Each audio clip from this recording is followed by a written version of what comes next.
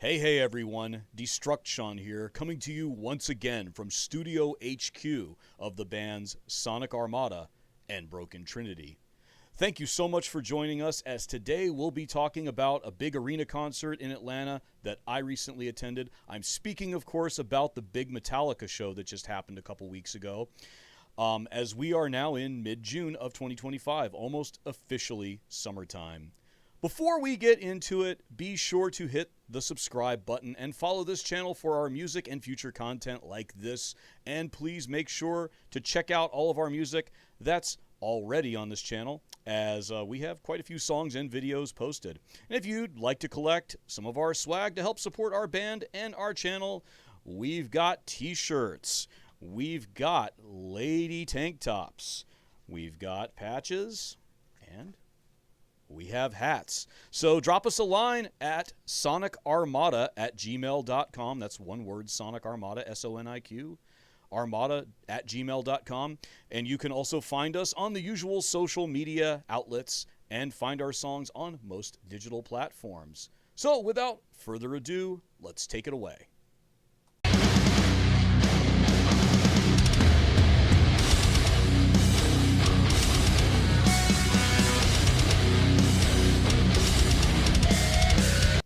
Metallica, quite possibly the biggest heavy band on Earth, recently embarked on what they are calling their M72 World Tour. Well, on Tuesday, June 3rd of 2025, that tour made a stop here in our neck of the woods, Atlanta, Georgia. Along for this leg of the tour were the bands Pantera and Suicidal Tendencies. And now, I've been going to metal and rock shows for most of my life. And even though I have been to a few, I don't regularly frequent big stadium concerts. I prefer smaller venues, and usually the ticket prices for the larger arena and amphitheater concerts, they tend to be a bit ridiculous. So, but having never seen Metallica live, yes, you heard that correctly, this was my first time seeing them, now in over 3 decades that I've listened to their music. I made an exception and decided to attend. I went along with my girlfriend Jeannie and my good friend Steve, who is also the vocalist of my other band, Broken Trinity. And it was also their first time seeing Metallica. And my rationale for going was, well, you got to see them before they retire or get too old to tour. And I had always heard that they put on one hell of a show, so hey, it was high time that I went and checked it out. So here's a little breakdown of my evening at the Metallica show.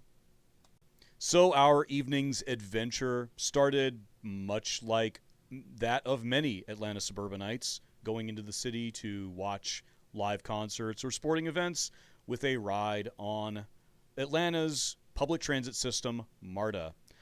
We elected not to drive due to rush hour traffic in the evening and expensive, really expensive parking prices at the venue.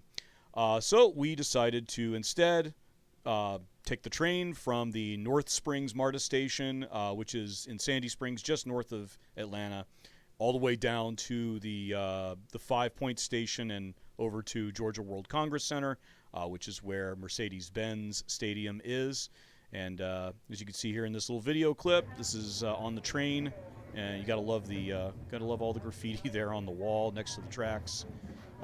There's Steve. Yep, he looks really happy riding the train. It actually wasn't all that crowded on our ride down there, but later on in the evening, I didn't get any video of that. But it was extremely crowded when we were coming home later on. The MARTA ride from 5 Points to Georgia World Congress Center, which is only one stop, for some reason the train got hung up, and we were literally sitting there for between maybe about 10 or 12 minutes. The train just was not moving, and it was very crowded. I'm not sure if it was a matter of people hanging, kind of hanging outside the door, but we finally did get moving. And we finally did get to our stop, the Georgia World Congress Center station, which used to be the stop for what was called the old Omni back in the day. The Omni was an old indoor arena venue. It's where the Atlanta Hawks basketball team used to play, and a lot of big concerts also used to take place there. In fact, I'm quite sure Metallica probably even played there a few times. We finally did get off the train and made the the death march up the escalator and on our way over to the arena. Now, here's what I will say about Mercedes Benz, and I did download the Ticketmaster app to my phone. Much to my chagrin, I did not want to have to do that. I don't like downloading. I just don't like putting stuff like that on my phone. That's just me. But I had the tickets pulled up for all three of us. Once we got through the almost TSA style security screening, we went through the ticketing process, and their ticket scanners were not working properly for my phone. Don't know why. Should have worked, but and my tickets were, hey, they were legit, they were paid for. So we had to walk over to another person, like I guess a ticketing or a gate supervisor or something like that, and she had to like manually do something with a little computer tablet to actually get my tickets to validate, to get all three of us in the gate. So once we got through that debacle, we were finally inside the venue. And this is a big place, as you can see in this video right here. Look at this. Yeah, this place seats like 70,000 people, I think, something like that. So yeah, and this is before showtime. So yeah, obviously nobody's playing yet.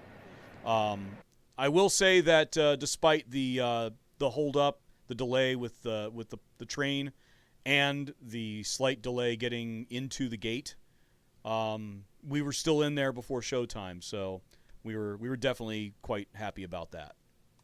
So once we found our seats and got settled in, and we were in the nosebleeds, we were in the 330 section, and here's a diagram, a seating chart diagram for the venue, and actually this is specifically for the Metallica show, so it shows you the stage layout and all the seatings and stuff like that.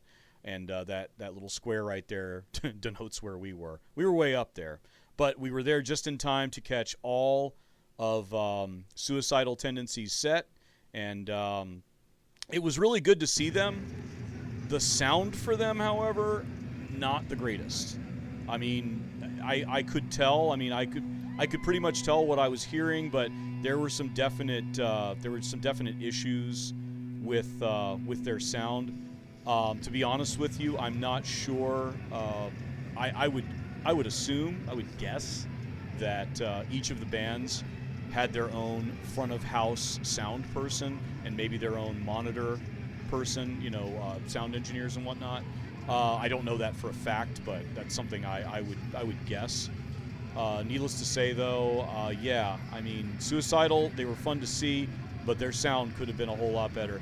And as you can see, there weren't a whole lot of people. Like over half the crowd that came to the concert that ultimately ended up coming to the concert wasn't even there yet. So they played pretty early. They played at like I think right at 6 p.m. So there, the place was still pretty empty. So I kind of feel a little bad for them, but I guess that's this. Hey, the thing is, this is Atlanta, 6 o'clock on a weekday night. Yeah, people are fighting traffic. If people are coming to your concert in a place like this, they're fighting traffic to get to the venue. Nonetheless, I was glad to get to see them. They came up in that same era when Metallica first, right around the time Metallica started, maybe a little after. I'm not 100% on their history, but it was somewhere in a similar era. So it was cool. It was cool to see them, and I was kind of surprised because they played Institutionalized. They actually played it like I think it was like their third song. I was kind of surprised it wasn't their closing track, but hey, nonetheless, it was still fun to see them. The only gripe I have is their sound could have been better. So after the Suicidal Tendencies set, we made our way out to take a bathroom break and grab some pizza and beer. In which I will say the prices on food weren't that bad, at least the pizza. I don't know what the other food vendors were charging for stuff like burgers, hot dogs, whatever. They had a whole lot of stuff. We passed at least a like a handful of hot dog places and burger places on the way up to our area, in the all the way up in the nosebleeds. But the pizza place in our area, like right near our seating area, was great, and the service was quick too. It was, except for the drink line. I know that my buddy Steve had to get a soft drink, and there was a line for the drink machine. But other than that, getting the pizza was pretty quick, and even getting beer was actually pretty easy. All you had to do was like there was a guy walking around with a little cooler of beers, and you could just walk up to him, and he had what I like, which is Blue Moon.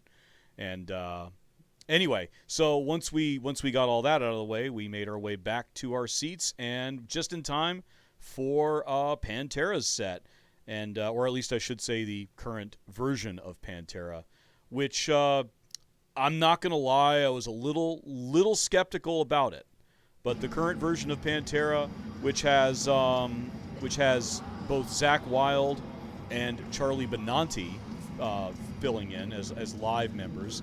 Zakk Wylde, of course, from Black Label Society, and who had also played guitar for Ozzy, and Charlie Benante of Anthrax and SOD notoriety. This was actually a pretty good set, I have to admit. And they played a lot of stuff that I actually wanted to hear. Liked Far Beyond Driven when it came out. I remember when it came out, and they actually played quite a few tracks off that album, so I was pretty happy about that. I never really followed their career entirely, but I will say they put on a good set. Zakk Wylde is definitely, he's definitely like the perfect guy to be playing, Dimebag Darrell's guitar riffs. He did a great job. Of course, he adds his own style to it. They're two completely different guitar players, and Zack's got a style all his own, but he did a damn good job. And Charlie Benante, tore it up on the drums. Again, the only thing I would say to that is that the sound could have, the sound could have been better. Same with Pantera. It was a little better than, actually, I'd say it was a lot better at this point than Suicidal, which is the Suicidal Tendencies, which I'm sorry to say, but yeah, I feel like sound was kind of an issue for the two opening bands. And as you can see here at this point, the crowd is still filing in. I am going to say it was probably about, Pantera played from about, I think they played for almost an hour, from about 7 to 8, maybe 7 to 7:50, something like that. But yeah, Metro, again, this is Atlanta, and people are stuck in traffic, coming from the suburbs, coming from wherever they're, it doesn't matter. It takes just keep in mind, if you're not from Atlanta, it takes an hour to get from anywhere in Atlanta to somewhere else in Atlanta, probably more in some cases.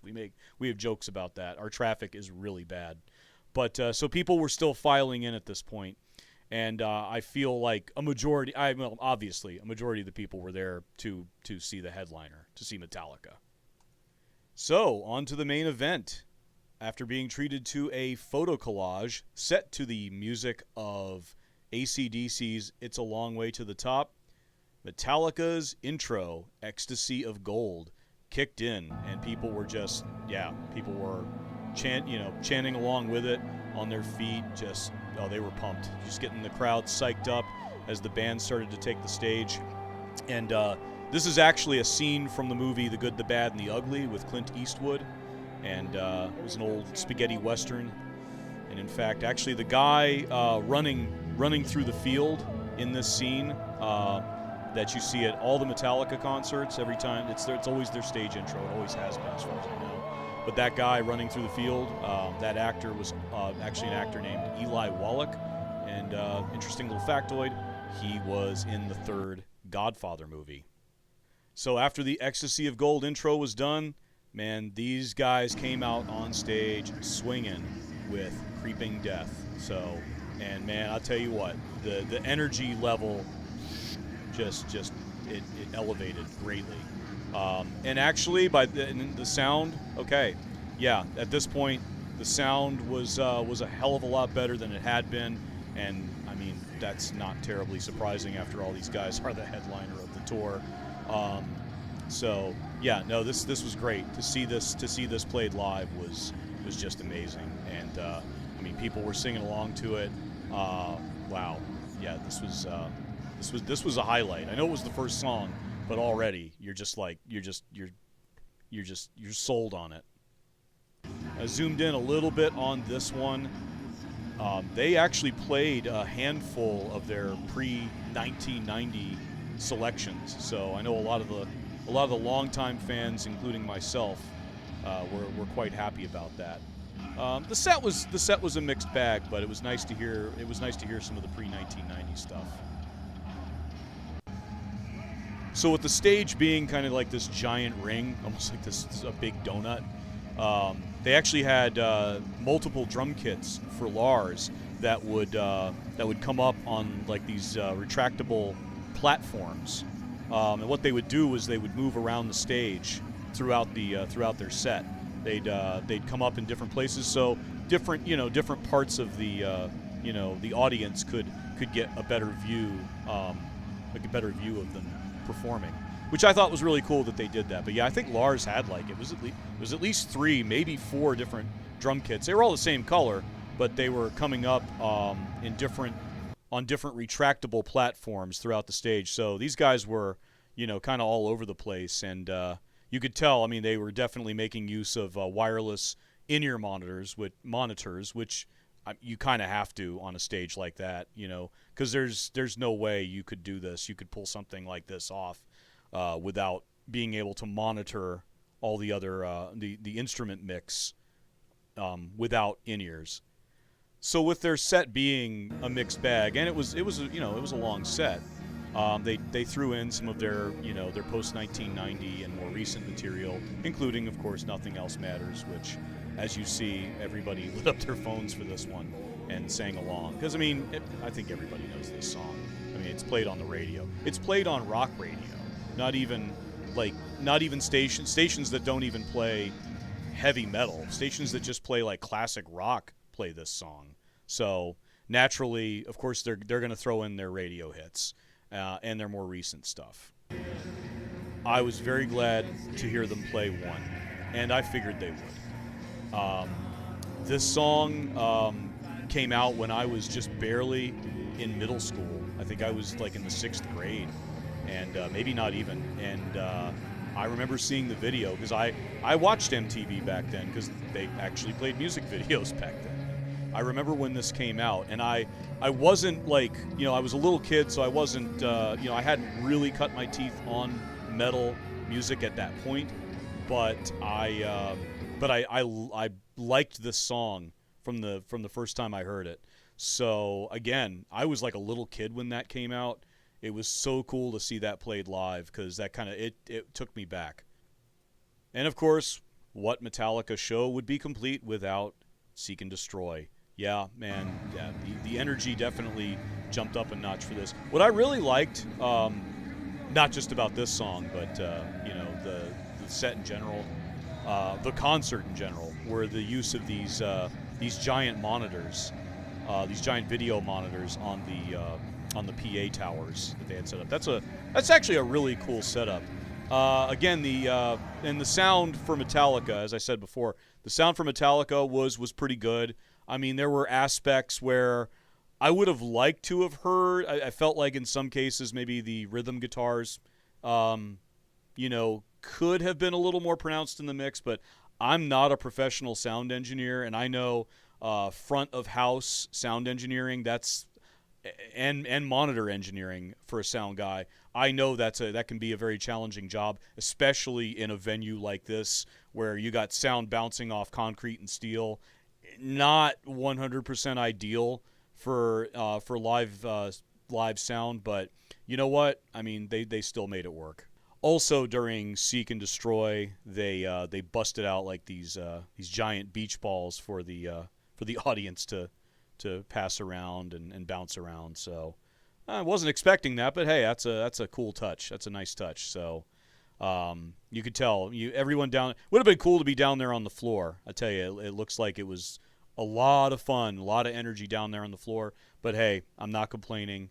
Just glad I was able to be there and finally see them after so many years. As far as ticket prices go, They were a little on the high side, but they actually weren't as high as I thought they were going to be. I know that the pit tickets were ridiculously expensive, and no, I wasn't going to pay for that. I think the floor tickets were pretty expensive too. Up in the 300s, I think we paid like $100 a pop, something like that. And I actually, bought them a few months in advance because, well, one of them was a birthday gift for my girlfriend. She had never seen Metallica either, and she wanted to, so I thought that was a nice birthday gift. I had heard from some other people that attended that were in the areas close to where we were sitting that actually they had paid even less than what I paid. I think ticket prices actually went down a little bit as it got closer to the show date. But nonetheless, yeah, they were on the high side, at least a little bit higher than I'm normally comfortable paying. But at the same time, they weren't as bad as I thought they were going to be. I actually thought I thought they were going to be closer to like $200 a pop. So when I only paid 100 plus junk fees, it was at least a little bit less painful on the old wallet. So as to crowd energy, and I don't just mean that for Metallica, but for the entire show. I mean, it kind of fluctuated a little bit. I have seen some people post some content that was a bit critical of the crowd energy, and actually they're not wrong. There were moments where you're just kind of like, are these people getting this? And actually, I think that I'm actually going to speak to that for a second. Yeah, I down on the floor, down in the pit with the center of the ring-shaped stage. I mean, the energy in there looked insane. And even on the outer parts of that circular stage, the people down on the floor, yeah, the energy down there looked insane. And there were people in the seated areas that were totally, getting into it, singing along, pumping their fists in the air. What I will say is that during the opening bands, why the energy definitely was not, well, I mean, there's obvious reasons. There weren't as many people there for the opening bands. And that's, again, this is Atlanta, as I stated before. Traffic sucks here. I mean, it's terrible. We have some of the worst traffic in the country, if not the world. So commuting from the suburbs to Atlanta to go to a concert on a weekday night, yeah, if you're driving down there, you're gonna be late. Which is why we took public transit and got there before the show started. But as far as the energy for the first couple of bands, well, the reason I think the energy, even for the people that were there, might have seemed a bit low, a lot of the people that were there were they were there to see Metallica. And I feel like a lot of people that are into Metallica, especially, I think a lot of the crowd was a mixed bag. I mean, you're talking like old Metallica fans that have been fans of them for 40 plus years. I mean, the band's been around for 40 plus years. To newer, the newcomers to the music and whatnot. A lot of people have been exposed to Metallica.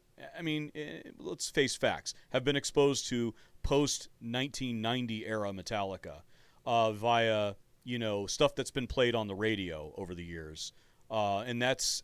So I think that when some of those people hear bands like Pantera and Suicidal Tendencies, as I guarantee you, there were people there early on during the show that probably came to know Metallica through radio airplay. Those people, it's over there. That's over their head. Extreme metal, because Pantera and Suicidal Tendencies is still very much underground extreme metal to a degree. That stuff's going to be over their heads. It just is. I think a lot of them just didn't get it. There were plenty of people there that were into Suicidal Tendencies and Pantera, but there was also a lot of people there that are like, "What's this?" Like I came to hear Enter Sandman. I came to hear Nothing Else Matters. They came to hear like post 1990s era Metallica. And actually when I bet I could even see it in my section anyway. I don't know how it was for other people, but a lot of those people that I consider post 1990 era Metallica fans, I think even a lot of the older Metallica stuff, the pre 1990 material, I think some of that stuff might have been over their heads. I'm not judging. Keep that in mind. This isn't a criticism. It's an observation. Because again, different people get into bands in different ways, especially bands that have had, careers that spanned 4+ decades, which Metallica has been around since like 81. So naturally, I mean, they're going to have like different, I think they do. I think they have like different groups of fans. Having said that, yes, the energy was up and down. And again, in the defense of some of the people in the audience, yeah, I think some of the music, some of the faster songs, the heavier songs, especially the stuff played by Pantera and Suicidal Tendencies, was over their heads. It's just, it wasn't their thing. Having said that, I mad respect to Metallica for bringing those two bands with them on tour. These are bands that came up in that same era. Let me tell you something. Because Metallica could have brought any number of some of these up and coming newer metalcore, deathcore, gent bands, whatever. They could have brought any one of these. They could have brought a band like Slaughter to Prevail or Sleep Token on tour with them. That stuff would have been over the old, the longtime Metallica fans. That a lot of that stuff would have been over their heads. It would have been. So bringing Pantera and Suicidal Tendencies, I respect those choices in bands because those two bands came up in the same era as Metallica. So my hat's off to them for that. I do know that on other legs of the tour, they brought Limp Bizkit and Ice Nine Kills. I'm just going to say I'm glad that Pantera and Suicidal Tendencies were the bands that we got to see here in Atlanta. So I feel fortunate that we got to see that. Back to the sound. Okay, yeah, it got better throughout the night. I would guess that Suicidal Tendencies and Pantera might have their own sound people for what's called front of house, which would be the PA speakers that the audience hears, and probably has their own monitor engineers for both the wedges on stage and for their in-ear mixes, because everybody used in-ears, which you have to at a concert like that, on a stage that big, moving around, the way sound bounces off stuff. You got to have your own little radio receiver pack. You got to be hearing stuff in your ears because especially you're moving between monitors, and there were no amplifiers on stage. The only actual music equipment on stage were drum kits, and the guitar players, bass players all had just their instruments, and they were playing through wireless packs. I'm not sure how their amplifiers or how their effects, guitar effects or bass effects were set up, but that's how you have to do it. You have to use wireless monitoring and wireless guitar packs and whatnot, wireless instrument packs. That's the only way you can pull something like that off. And I know they use high-end stuff because you have to for a venue that big. But as I said, the sound got better for Metallica. Naturally, they're the headliner, so of course their sound better be good. Or I got news for you: that front of house sound guy ain't gonna have a job anymore. They'll find somebody to take that spot. There are probably sound engineers that are like lining up at the door to be the sound guy for Metallica. That's a challenging venue to engineer as far as sound. I'd say they overall did a pretty good job, at least for Metallica. I kind of felt bad for Pantera and Suicidal Tendencies. Their sound could have been way better. There was too much reverberation off of the environment of the stadium, which of course, metal and concrete doesn't lend well to sound. It really doesn't, which is why the place is really built for sporting events and whatnot. And like I said before, I don't normally attend big arena and amphitheater type concerts. The last one I attended was in 2019. It was Jeff Lynne's ELO, Electric Light Orchestra. Yes, I'm a fan. I grew up listening to their music, and that was actually at the neighboring venue right nearby. ELO put on a great show, and that was almost 6 years ago that I saw them. So that's the last time, and that was free. I had a buddy of mine give me a ticket to go with him. But no, I don't normally go to these big shows. I normally go to mid-size and smaller venues, and being that I also play in a couple of bands, I've never played. I wish I could play a place that big to a crowd that big. Hey, hope springs eternal, I guess. I tend to prefer smaller, more intimate venues. But But hey, you know what? I made an exception because I've been listening to this band, since I was a kid. It was just high time. Hey, got to go see them. Got to go see them before they stop touring. Because eventually they will call it quits. I mean, hopefully not for a very long time. I would definitely go see them again. And and I will fully admit this, no, I'm not the biggest fan of some of their post-1990 creative output. Oh, well, I should say their 90s and early 2000s output. This is, and I'm not being critical of them. I'm just saying it's a personal preference. I will say that in recent years they have started to put out stuff that is a lot more like where they started. That's a lot thrashier, and I'm glad that they are doing stuff that's more a lot more similar to their earlier stuff. Their more recent output has a lot more energy in it, and I definitely respect that. And hey, I'll tell you, one of my favorite bands of all time, Pink Floyd, who I got to see in a very large stadium-type venue many years ago. Pink Floyd minus Roger Waters. Great show, one of the best I've ever seen. And honestly, I would rank Metallica up there with what I saw when I saw Pink Floyd. Pink Floyd is one of my favorite bands. They've even made songs that I don't like. They've even put out albums I'm not crazy about. But I still like them, and I still respect them as musicians and as a band.